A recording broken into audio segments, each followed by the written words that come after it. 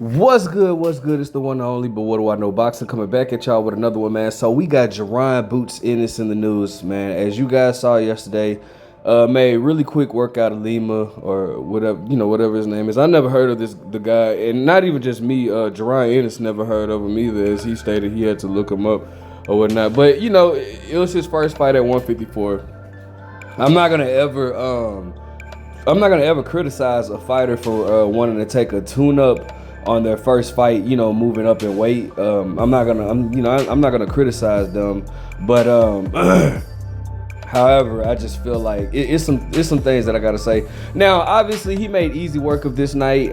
Got him out in the first round. He actually punched with Lima and landed a good uppercut, and was able to get him out. And he did what he had to do, and that's good.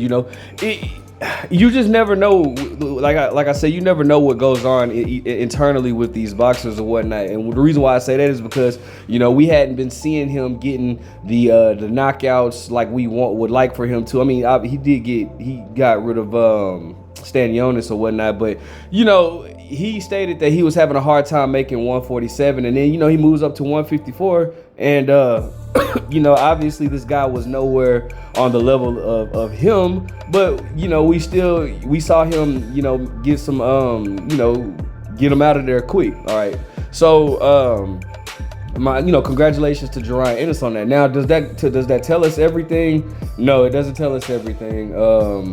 It doesn't tell us. I mean, I don't even know if it really tells us anything other than the fact that he's in the division or whatnot. And and that's why I've watched so much boxing in my life that I don't get excited about fights that's not gonna tell me anything. You know what I'm saying? And I'm not, and this is no slack or no shade to Jaron Ennis. This is just speaking in general. I don't get excited about fights that's not going to tell me anything. If it's not going to tell me anything about a person, then, or if it's not like this fight wasn't going to tell me anything, or I was trying to think of another fight that I can give you an example of, where it's like, it's not going to tell me anything. But regardless, I didn't get excited or anything about that for this fight, but Jaron Ennis is in the division where he's, it's a division full of tough opposition. So, either you're going to sink or swim. And his next fights will tell me something. Now, they called out Virgil Ortiz. I don't know what's the deal with Virgil Ortiz. Virgil Ortiz says that they heard nothing back from Jaron Ennis. As far as like with a contract and everything, Eddie Hearn stated that Jaron Ennis signed his side and they heard nothing back from Oscar De La Hoya. I'm pretty sure Oscar De La Hoya is going to say something about it or make a clapback Thursday about it this week. But who knows? I don't know. Those situations are very, it's always a gray area in that situation, because it's like, all right, bro, somebody's lying in this situation. And I don't remember exactly what Virgil Ortiz says, but it was something to the capacity of I don't know if Virgil Ortiz signed his contract, but I know that he stated that they agreed, and then they heard nothing else from Jaron Ennis' team or something like that. And now Eddie Hearn is saying that they sat down and they agreed, and Jaron Ennis signed his side of the contract, but nothing was signed with Virgil Ortiz. So I'm sure, like I said, I'm sure De La Hoya is going to speak on it and say something about it. But you know what? This is the crazy thing about it, right? Eddie Hearn said they're going to be at Virgil Ortiz fight against Erickson Lubin, which is on my birthday, November 8th. But here's the thing, and also that is a good fight. That fight is going to tell me something about Virgil Ortiz or Erickson Lubin. But I don't understand this, bro. Two things. Jaron Ennis is now the number one. He's ranked number one in the WBA, right? It's two things I don't understand. Why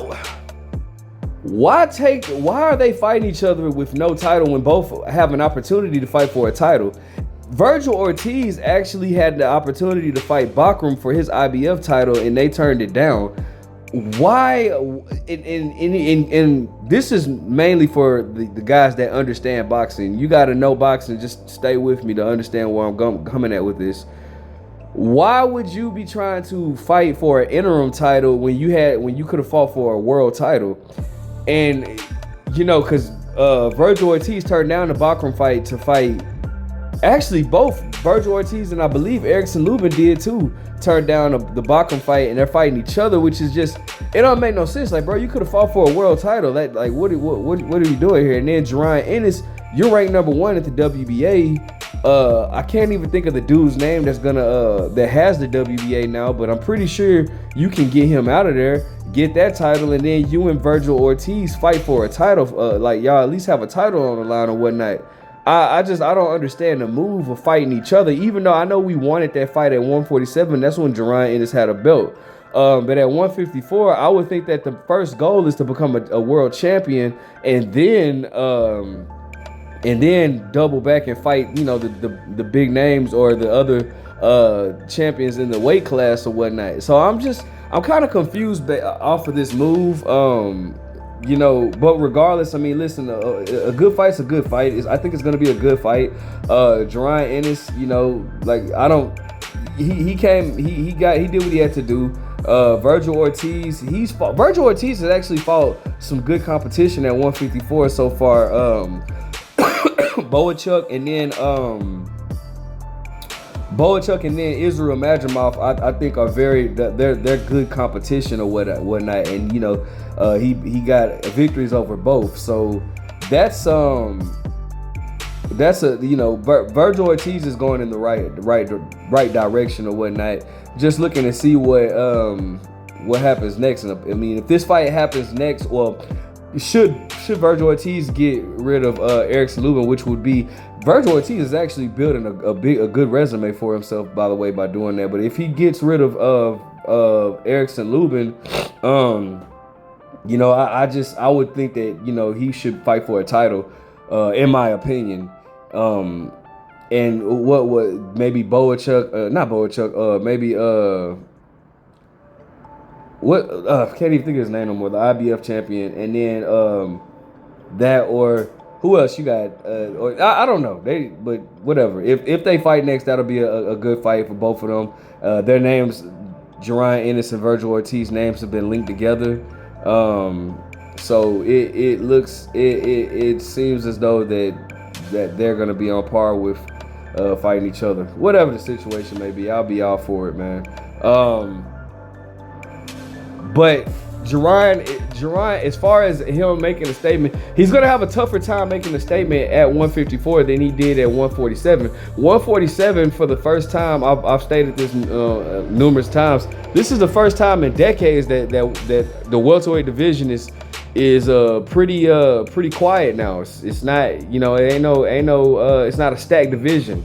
And that's new for boxing. Or in new age boxing at least. So, but all the tough competition is at, 154. As a matter of fact, we could take a brief summary of like the big names at that division. So see, at the IBF champion, you got Bachram or whatnot. You got Abbas as the WBA, and Jaron is the WBA interim champion. So that's why I'm saying, like, why not fight dude for the full title, then fight Virgil Ortiz? That's confusing to me. That don't make no sense to me. And then you got Sebastian Fundora, and then you got Virgil Ortiz as Sebastian Fundora is the WBC champion. Virgil Ortiz is the WBC interim champion. Why not go ahead and fight Sebastian Fundora? Then Jaron Ennis fight Abbas, but whatever his name is, then y'all can even consolidate or whatnot.